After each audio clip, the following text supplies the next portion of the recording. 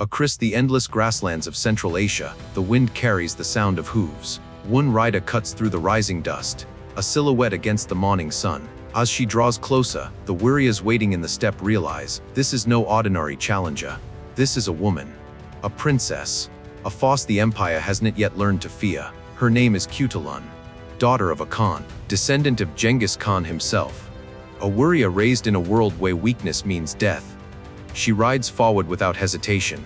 The greatest wrestlers of the Mongol Empire stand before her. Men trained since childhood. Men who have never been defeated. Men who believe strength belongs only to them. Khutulun dismounts. She steps into the wrestling circle. The ground vibrates with anticipation. If they defeat her, they win her hand in marriage. If they lose, they owe her 10 horses. None of them know they will lose. All of them. The crowd erupts as another man falls flat in the dust. Khutulun barely breathes. Her legend is only beginning. She will command armies of 40,000. She will seize enemy generals from horseback with her bare hands. She will shape the fate of her family on the empire that feared her rise. And through it all she will fight not for a throne, but for something far more dangerous. The right to choose her own path. This is the forgotten story of the brightest moon in the steppe. The woman the empire could not contain. If stories like this ignite something in you, stay with us. The past has many more voices waiting to be heard. In the year 1260, the Mongol world stands at its peak. From the Pacific coast to the edges of Europe, the empire stretches across mountains, deserts, and rivers so wide they seem coved by giants. To Americans today, this empire is often compared to Rome at its height, or to the expansionist ambition of early European powers. But the Mongol Empire is larger than all of them combined. It is the greatest land empire in human history. And at the center of this vast realm lies a power struggle that will shape the life of a girl named Khutulun. She is born into the royal golden family, the bloodline of Genghis Khan. Her father, Khutulun Khan, rules a large section of Central Asia from the open steppe rather than a palace. He believes true Mongol strength comes from horses, movement, on the hard winds of the plains, not the comforts of settled cities. Her grandfather is Ojdai Khan, the third great Khan. Her cousins rule other branches of the empire. One of them, Kublai Khan, sits on a throne in China and declares himself the supreme ruler of all Mongols. Kaidu rejects this claim. He believes Kublai has been soft, shaped by Chinese customs and luxury. Old loyalties fracture. Former allies become rivals. It is a world divided by ambition and haunted by the memory of Genghis Khan's unstoppable legacy. This is the world Khutulun is born into. In the Mongol steppe, childhood ends early. The open plains are both playground and battlefield. Children learn to ride before they can properly walk. They are taught to hunt, to survive in little, to fire arrows while galloping at full speed. The steppe is their classroom and the horse is their teacher. In this world, strength is not symbolic, it is necessary. Weakness does not simply invite judgment, it invites death. Kaidu ignores every expectation of Mongol nobility. He trains his daughter exactly as he trains his sons. She rides with them, she fights with them, she falls, bleeds, and rises the same way they do. And something becomes clear long before she reaches adulthood. Khutulun is different. By 10, she rides harder than boys older and heavier. By 12, she can wrestle fully grown men to the ground. By 15, she trains with her father's elite god and wins. Not because she is favored, because she is better. Stories begin to spread across the steppe. They travel from camp to camp, carried by merchants, warriors, and shepherds. People speak of a girl who fights like a storm and refuses to bow. A princess who does not stay inside the felt walls of a royal tent, but chooses the open range. A warrior who seems to embody the fierce spirit of her ancestors. As her reputation grows, so does the tension within the empire. Rival factions see her father as a threat. Kublai Khan strengthens his hold in the east. Other khanates drift between loyalty and rebellion. The empire that once moved as one heartbeat now pulses with division. And in the shadows of these political storms, Khutulun's personal storm brews as well, because with her rising fame comes pressure. Pressure to marry. Pressure to play a role expected of noble women. Pressure to step back and let men decide the future. But Khutulun does not step back. Instead, she makes a choice that shocks the entire empire. She will not marry unless a man can defeat her in wrestling.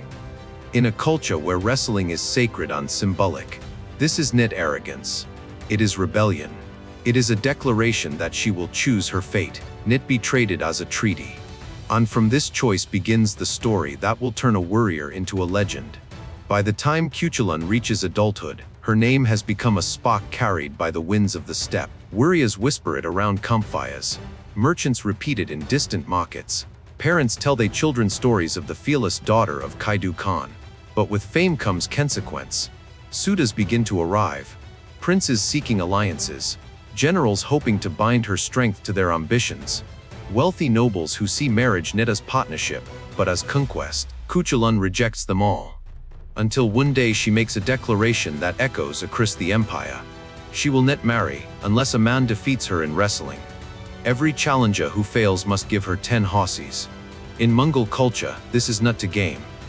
Wrestling is sacred, a test of honor, spirit, and physical mastery. It is woven into their festivals, their feasts, their identity. By tying marriage to combat, Khutulun places herself on equal ground with any man who dares to stand across from her. The challenge spreads like wildfire. Soon the wrestling circle becomes a stage. Camps gather. Banners rise. The air trembles with anticipation. The first challengers approach with confidence. They fall in seconds. 10 horses become 20. 20 become hundreds. Some challengers are skilled fighters. Others are powerful men who rely on brute strength. Some study her movements hoping to find a weakness. None succeed. Each defeat is more than a physical victory. It is a declaration. Khutulun is not property. She is not a bargaining tool. She is a warrior with the right to choose. As her legend rises, so does the tension in the empire. Kaidu Khan finds himself tangled in increasingly dangerous conflicts. His defiance of Kublai Khan escalates into open warfare. Political lines shift like dust storms. The golden family fractures into rival branches. In this world of ambition and betrayal, Khutulun's victories become more than spectacle. They become symbols of resistance.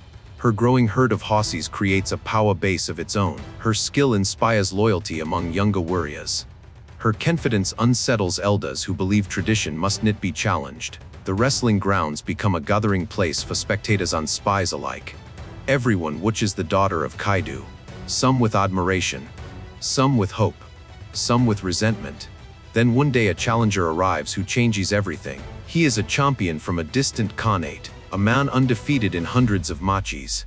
He brings 100 horses, a fortune that signals absolute confidence. His arrival is a spectacle. Banners ripple in the wind. His retinue fillows like a moving wall. He makes it clear that he expects victory. That he intends to tame the legend of Khutulun. Even Kaidu feels a flicker of worry. In private he warns his daughter that she does not need to accept the challenge. Khutulun's answer is simple. If she refuses now, every victory she has ever earned will be questioned. She will not step back. Not today. Not ever. The day arrives. The entire camp gathers. Dust hangs in the air like mist. The champion performs the eagle dance, a ritual that announces the beginning of every wrestling match. His movements are sharp, aggressive, practiced. Khutulun enters the ring. The crowd falls silent. She moves with the grace of someone who understands not only strength but balance. She mirrors the eagle dance, but with a calm precision that unsettles even her opponent. They circle each other.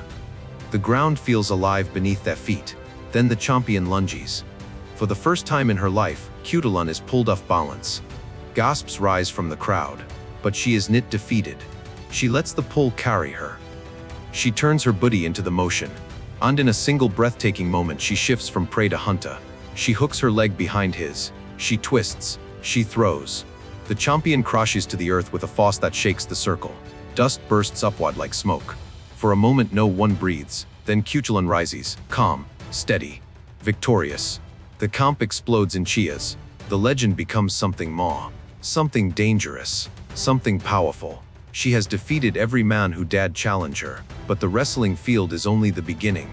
What comes next will test her not in ritual combat, but in real war. A war that will define her legacy. Because the empire is splintering. Kaidu needs commanders, and the steppe is about to discover that Khutulun's true battlefield is not a circle of dust, but the vast horizon itself. War arrives not with a roar, but with a tremor beneath thousands of hooves. By 1275, the Mongol Empire is no longer a single beating heart. It is a collection of rival thrones, each one claiming the legacy of Genghis Khan. In the east, Kublai Khan rules from a palace of stone on silk. In the west, Kudu Khan clings to the old ways of the steppe. The lines between them sharpen into blades. The Banas face each other across the plains. And now Kudu needs more than a daughter. He needs a commander. When he appoints Khutulun as a military leader, his generals freeze. This is not a symbolic gesture. This is authority over men who have never taken orders from a woman. Whispers swirl. Doubt creeps through the ranks. But those doubts vanish the moment she rides into battle. Her first test comes near the Talis River. Dust hung so thick it becomes a veil over the screams and the clash of steel. Arrows slice the air. Horses rear and fall. War in the steppe is not a grand spectacle. It is case, fast, brutal, decisive. Kaidu's forces grind against a detachment loyal to Kublai Khan. The battle sways like a storm caught between two winds. Khutulun leads 300 riders in a flanking maneuver, her eyes locked in the enemy rear lines. But when they crest a ridge, she sees the disaster waiting below. A reserve force 3 times larger blocks their path. If she attacks, she dies. If she retreats, the flank collapses. The battle may be lost. In that instant, with no counsel and no time, Khutulun chooses. She splits her force. 200 riders break left, shouting like an army many times their size. Dust rises behind them. Enemy scouts misread the movement. They believe a full assault is coming. They move to block it. And in that brief window, that sliver of misdirection, Khutulun takes her remaining 100 riders and disappears behind a low ridge. She moves fast, silent, invisible. By the time the enemy realizes their mistake, she has reappeared behind them. Knit facing their soldiers, facing their commanders, she raises her arm. Her riders form a wedge. And the charge begins. The sound is like thunder rolling across the steppe. Hooves crash. Steel glints. The enemy officers turn too late. Khutulun smashes into them with the force of a falling cliff. She rides past one guard, slices another from his saddle, then sees her target. A general in heavy lamellar armor. Surrounded, protected, confident. She aims her horse straight at him. Arrows whistle past her shoulders. Her horse leaps over a fallen rider. She reaches for the general. Her entire body leans from the saddle, one hand gripping the horse, the other grasping the general's armor. And then, with a strength that defies every story men tell about women, she lifts him from his saddle. He is knit small. He is knit untrained. But in that moment he is weightless in her hands. She drags him across the flank and rides back through the case, with the general pinned against her side like a trophy of war. When her riders see her return carrying an enemy commander, they erupt. The enemy shatters.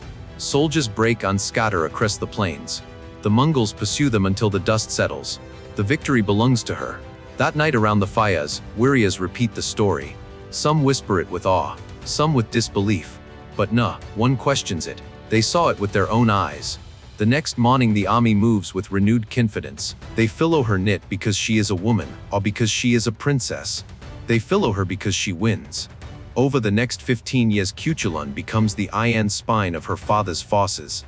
She commands units of hundreds, then thousands, then tens of thousands.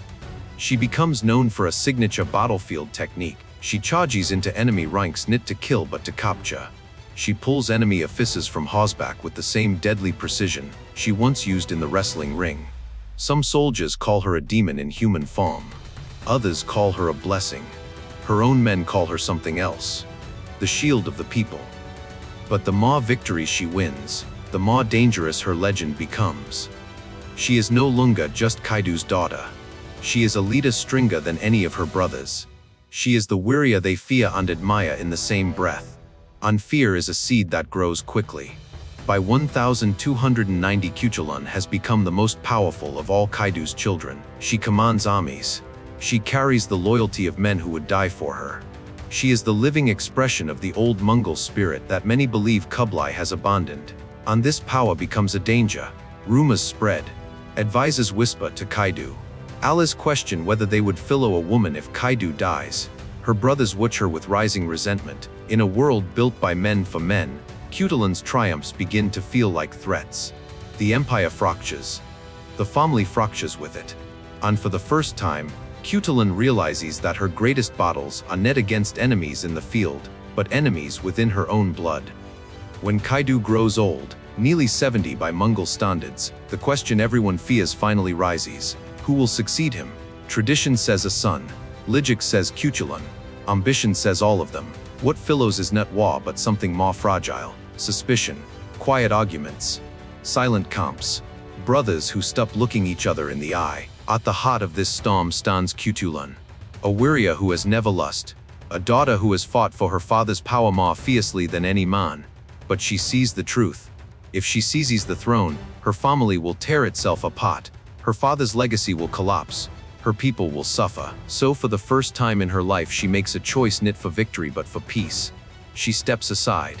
She refuses the throne she has earned. She supports her brother Horus and offers him what no one else can. Her loyalty, her military genius, her strength. She gives up the crown to save the empire.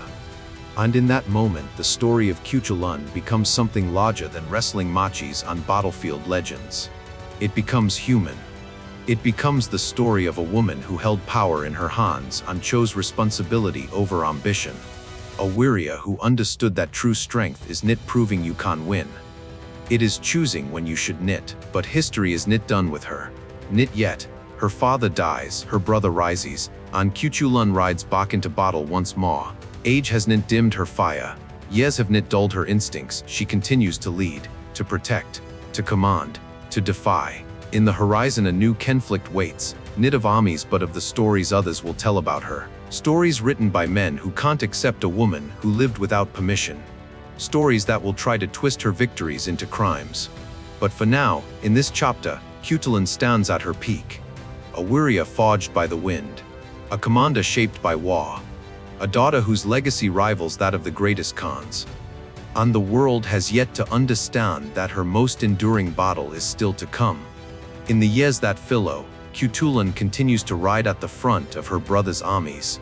She grows older but not weaker. Her presence alone steadies men in moments when fear might take them.